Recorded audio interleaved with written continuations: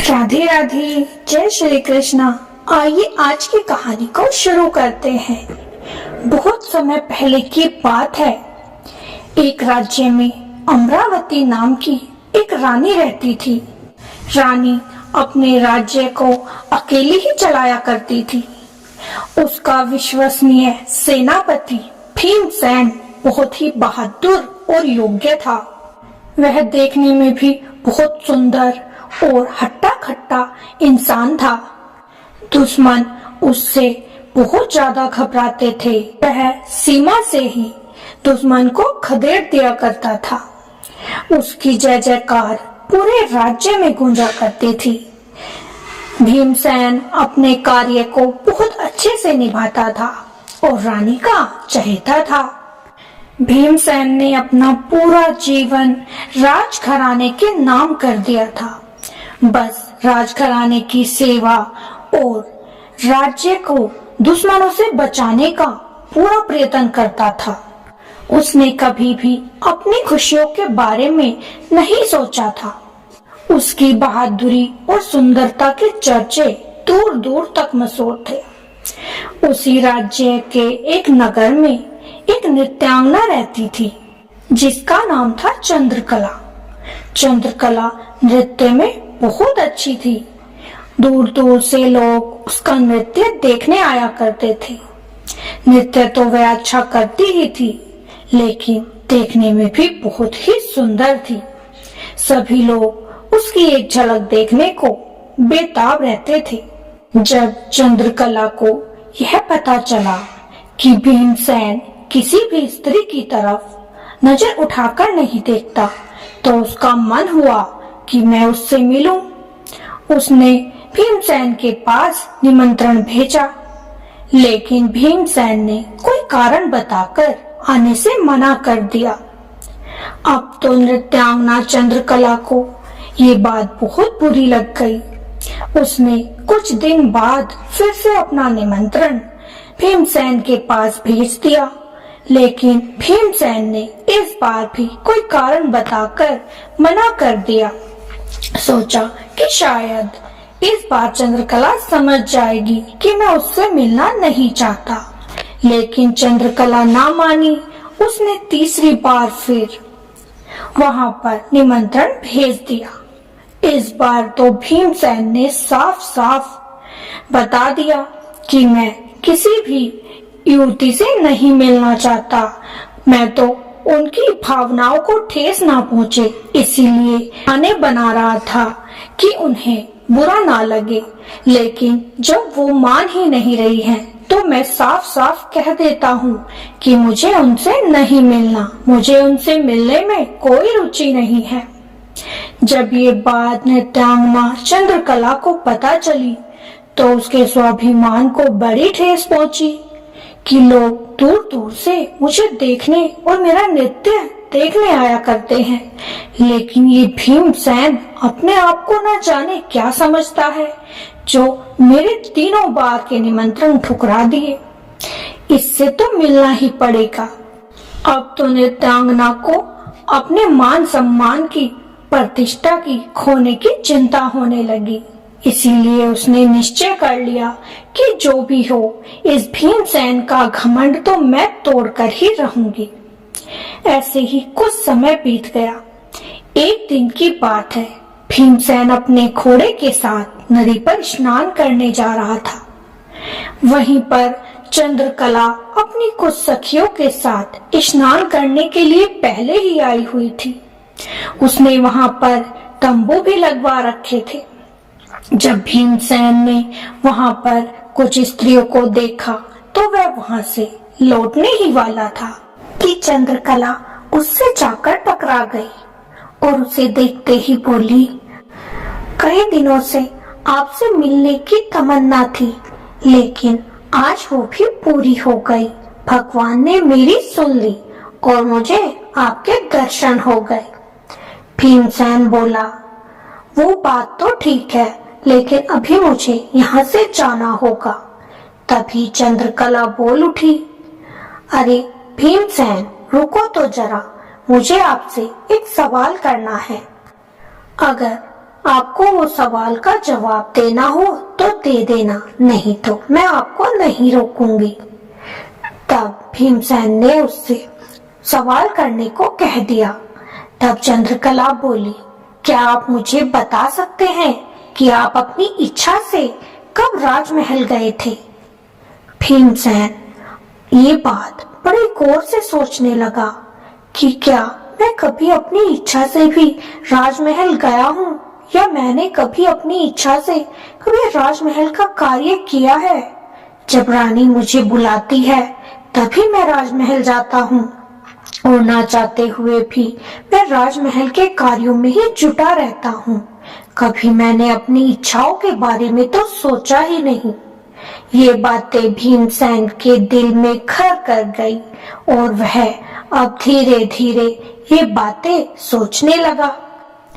एक शाम वह अकेला बैठा हुआ चंद्रकला की बातें सोच रहा था कि कहती तो बिल्कुल ठीक है, मैंने कभी अपनी इच्छा से अपना कोई कार्य नहीं किया। मैं क्या रानी का गुलाम हूँ? क्या उसके पीछे पीछे चलने वाला कुत्ता हूँ? मैंने अपनी पूरी जवानी ऐसे ही बिता दी। क्या मेरी कोई इच्छा नहीं है? क्या मेरा मन नहीं होता कि मैं खुश रहूं?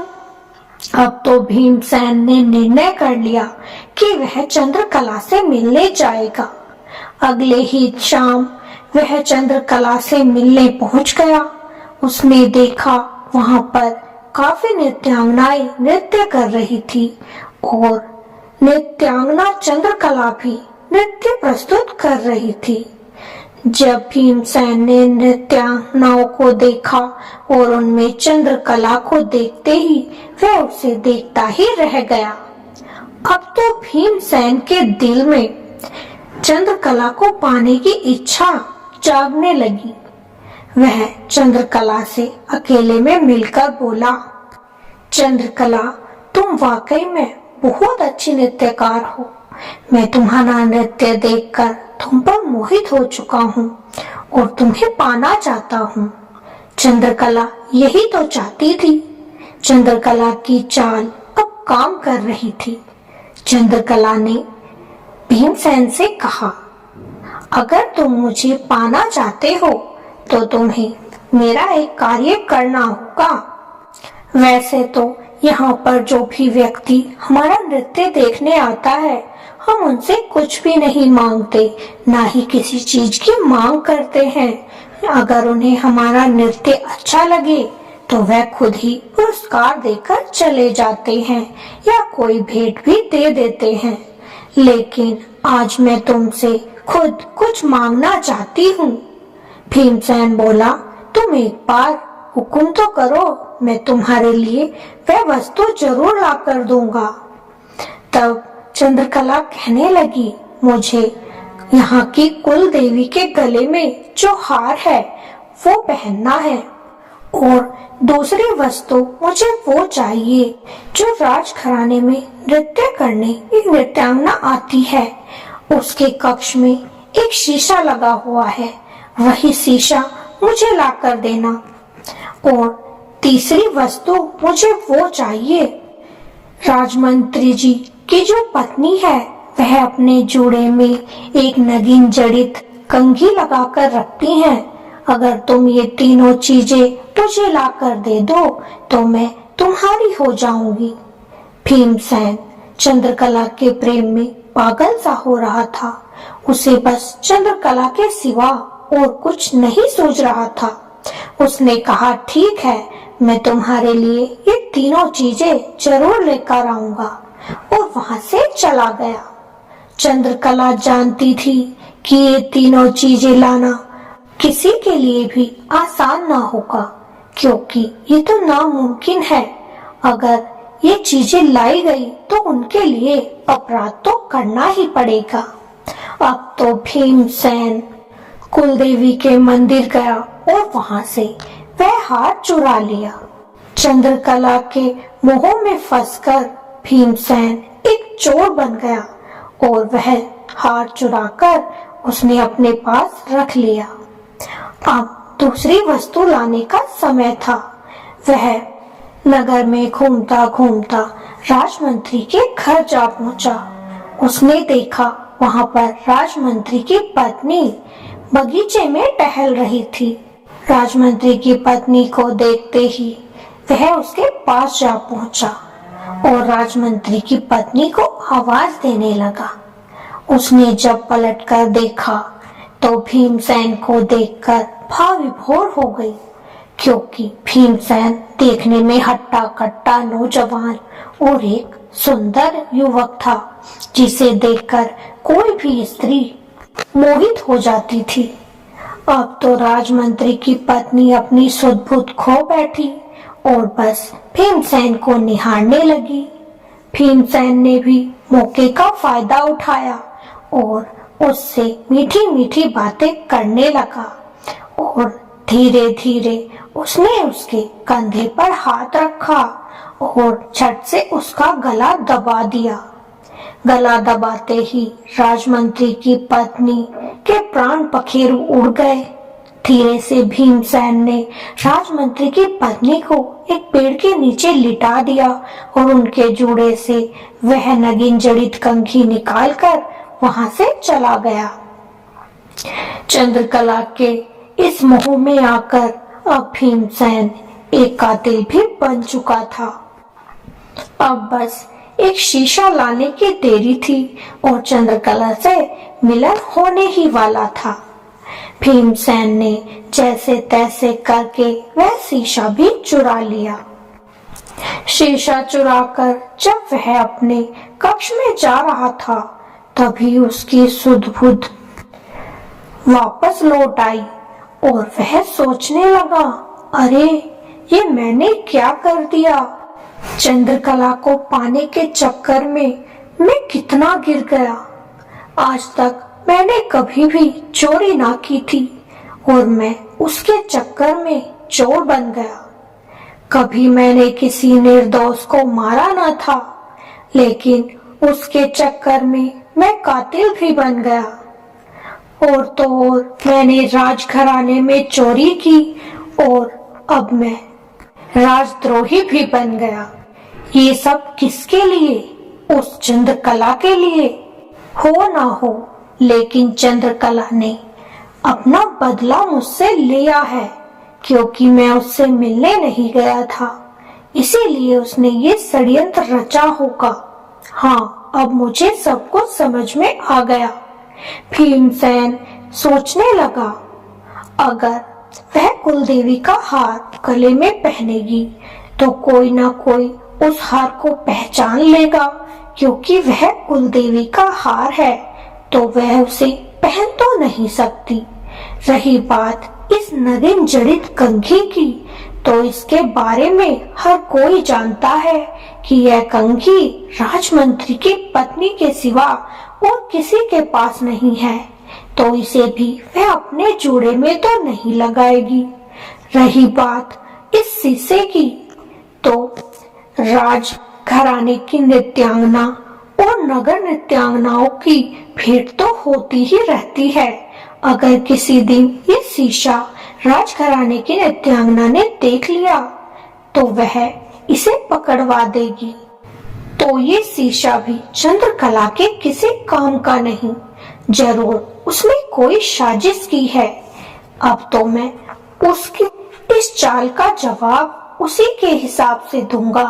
और ये सोचकर वह शाम के समय चंद्रकला के पास पहुंच गया और तीनों उपहार जाकर चंद्रकला के हाथ में थमा दिए और बोला, चंद्रकला, मैं तुम्हारे लिए ये तीनों चीजें ले आया हूँ, लेकिन हाँ, तुम्हें भी मेरी एक बात माननी होगी। चंद्रकला पूछने लगी, क्या बात माननी होगी, जरा बताओ तो सही। तब भीमसेन बोला, तुम्हें आज ही ये हार पहनकर और ये कंघी अपने जूड़े में लगाकर नृत्य करना होगा। चंद्रकला अब फंस चुकी थी। अगर ऐसा नहीं करती तो भीमसेन ही उसे मार देता। इसीलिए उसने वह हार गले में पहना और अपने जूड़े में वह नगीन जड़ित कंघी लगा ली। और सभा में नृत्य करने आ गई।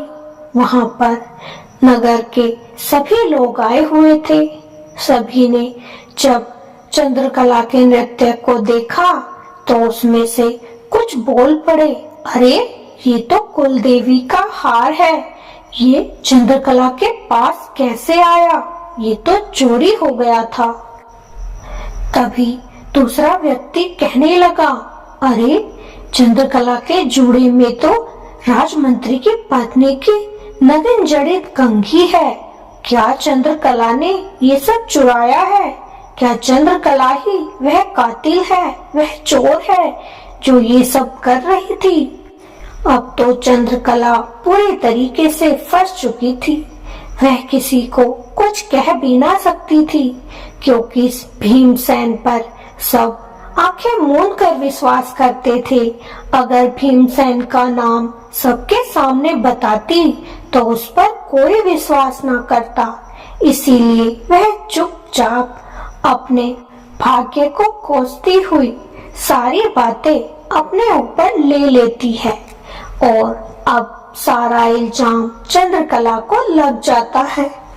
चंद्रकला को बंदी गृह में डाल दिया गया। चंद्रकला ने खुशी खुशी बंदी गृह में जाना स्वीकार किया और किसी से कोई बात ना की। धीरे धीरे समय बीत रहा था।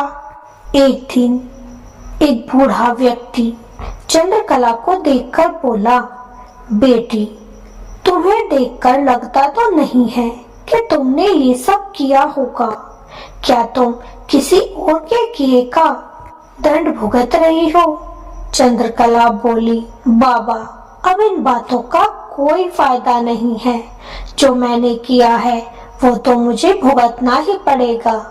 अगर मैं उस इंसान का नाम बता भी दूं तो कोई मुझ पर विश्वास ना करेगा और आखिर में सजा तो मुझे ही होगी। बूढ़ा बाबा बहुत दयालु था। वह चंद्रकला से बोला, बेटी, मैं किसी को कुछ नहीं बताऊंगा। अभी भी तुम मुझे सत्य बता सकती हो। चंद्रकला ने सारी बात बूढ़े बाबा को उन पर यकीन करके बता दी। बूढ़ा बाबा बड़ा परेशान हुआ। क्या भीमसेन ने ये सब कुछ किया था? नहीं नहीं, भीमसेन ऐसा नहीं कर सकता। चंद्रकला बोली, मैंने पहले ही कहा था बाबा, मेरी बात पर कोई यकीन नहीं करेगा, इसीलिए किसी को नहीं बताया था। बूढ़ा बोला, अगर तुम सत्य कहती हो तो तुम्हारे साथ वाकई में गलत हो रहा है। अब वह कुछ ना कर सकती थी। धीरे धीरे समय बीतने लगा और एक दिन रानी ने सबसे खतरनाक जहर उस चंद्रकला के लिए एक प्याले में करके भिजवाया, क्योंकि चंद्रकला को मृत्यु की सजा मिल चुकी थी। बूढ़े बाबा को ये सब देखकर बड़ा दुख हो रहा था। जब बूढ़ा बाबा वह विष का प्याला लेकर चंद्रकला के पास जा रहा था, उसी समय भीमसेन बूढ़े बाबा के पास गए और उन्होंने उस प्याले में बहुत सारा शहद मिला दिया। बूढ़े बाबा ने ये सब देखा तो भीमसेन से पूछा, क्या बात है, आप इस शहर में ये शहद क्यों मिला रहे हैं? भीमसेन की आंखें नम थी। वह बोले, इस शहर में ये शहद इसलिए मिला रहा हूँ कि चंद्रकला को इसे पीने में आसानी हो और वह इसे बिना तकलीफ के पी सके। अब तो बूढ़े बाबा समझ गए कि जरूर भीमसेन चंद्रकला के प्रति कुछ सोचते हैं। हो ना हो उनके दिल में चंद्रकला के लिए कोई ना कोई जगह तो है। बूढ़े बाबा ने जाकर वह विष का प्याला चंद्रकला को दिया और कहा, ले बेटी, ये जहर का प्याला है, लेकिन इसमें बहुत सारा शहद भी मिलाया गया है। चंद्रकला पूछने लगी, शहद? लेकिन वो क्यों बाबा? बाबा ने कहा, ये शहद इसलिए मिलाया गया है कि तुम्हें इसे पीने में आसानी हो। और तुम्हें पता है ये सब किसने किया है? चंद्रकला बड़ी हैरानी से बाबा को देखते हुए बोली, ये सब किसने किया है बाबा? तब वह बूढ़े बाबा ने चंद्रकला को बताया कि ये सब किसी और ने नहीं बल्कि भीमसेन ने किया है, क्योंकि हो ना हो वह आपसे प्यार कर बैठा है और इसीलिए आपको तकलीफ में नहीं देख सकता। चंद्रकला बहुत खुश हुई, लेकिन फिर दुखी भी होने लगी कि मैंने भीमसेन को कितना गलत समझा था और उसे खुद के अपमान के लिए दोषी मानकर उसके लिए क्या क्या किया जिससे उसे नीचा देखना पड़े और मैं अपना बदला ले लूं। लेकिन वही भीमसेन आज मुझसे प्रेम करता है। अगर मैं चाहती तो उसके साथ अपनी एक नई दुनिया बसा सकती थी, लेकिन मैंने अपने क्रोध की अग्नि में जलकर सही कार्य नहीं किया। मेरे लिए ये मौत ही सबसे अच्छा उपाय है। चंद्रकला ने विष का प्याला लिया और उसे आसानी के साथ वह पी गई। बूढ़े ने बताया कि जब तुम ये प्याला पूरा खत्म कर दोगी, उसके बाद तुम्हें धीरे धीरे पैरों में सुन्न का एहसास होगा और फिर तुम्हें नींद आनी शुरू होगी और उस नींद में ही तुम्हारे प्राण निकल जाएंगे। तुम्हें थोड़ा भी कष्ट नहीं होगा। चंद्रकला सोचने लगी, क्या भीमसेन मुझे इतनी आसान मौत देना चाहता है? वह मुझे बिल्कुल भी कष्ट में नहीं देखना चाहता। अब तो चंद्रकला उसी कारागार में इधर उधर घूम रही थी। तभी उसके पैरों में सुन्न सा महसूस होने लगा। तभी अचानक से उसे चक्कर से आने लगे। उसी समय जब वह गिरने वाली थी तो आकर भीमसेन ने उसे अपनी बाहों में थाम लिया। भीमसेन की आंखों में एक दर्द था जो चंद्रकला महसूस कर रही थी। उस दिन भीमसेन ने पहली बार चंद्रकला को बड़े प्यार से देखा और उसे अपने गले से लगा लिया। गले से लगाते ही चंद्रकला को नींद आने लगी। भीमसेन ने उसे धीरे से बिस्तर पर लेटाया और उसके माथे पर हाथ फेरने लगा। हाथ फेरते फेरते ही चंद्रकला गहरी नींद में सो गई और उसके प्राण पखेरु कब उड़ गए किसी को पता न चला। उधर भीमसेन चंद्रकला को निहारे जा रहा था, क्योंकि उसे अपनी प्रियतमा के खोने का गम था। भीमसेन ने अपने हाथों से चंद्रकला का अंतिम संस्कार किया और उसे अग्नि देते समय उसने चंद्रकला के कुछ सुनहरे बाल कटवा दिए और उन्हें अपने पास रख लिया।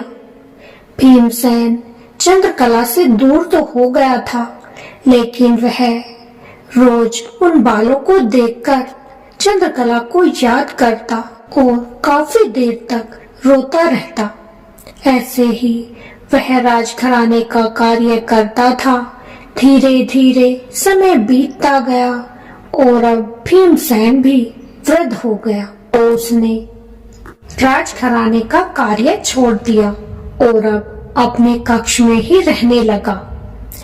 अब तो भीमसेन की तबीयत भी खराब होने लगी। जब भीमसेन बिल्कुल बिस्तर पर टिक गया तो उसने एक पत्र लिखा और एक सेनापति से कहा, जब मेरी मृत्यु हो जाए तो यह पत्र जरूर पढ़ना और उसके बाद ही मेरा अंतिम संस्कार करना। कुछ समय बाद ही भीमसेन की भी मृत्यु हो गई। उसके कहे अनुसार जब वह पत्र खोलकर पढ़ा गया तो उसमें वह चंद्रकला की सुनहरी लट रखी हुई थी और उस पत्र में लिखा था कि जब मुझे अग्नि दी जाए तो यह लट मेरी अर्थी पर रख दी जाए, और मैं इससे ज्यादा कुछ नहीं चाहता। सबने ऐसा ही किया। वह लट उसकी अर्थी के साथ ही रखकर उसका अंतिम संस्कार कर दिया गया। भीमसेन ने अपना प्रेम मरते दम तक निभाया। तो आपको ये कहानी कैसी लगी कमेंट में जरूर बताइएगा। अगर अच्छी लगी हो तो वीडियो को लाइक और चैनल को सब्सक्राइब जरूर कीजिएगा। फिर मिलेंगे। राधे राधे, जय श्री कृष्णा।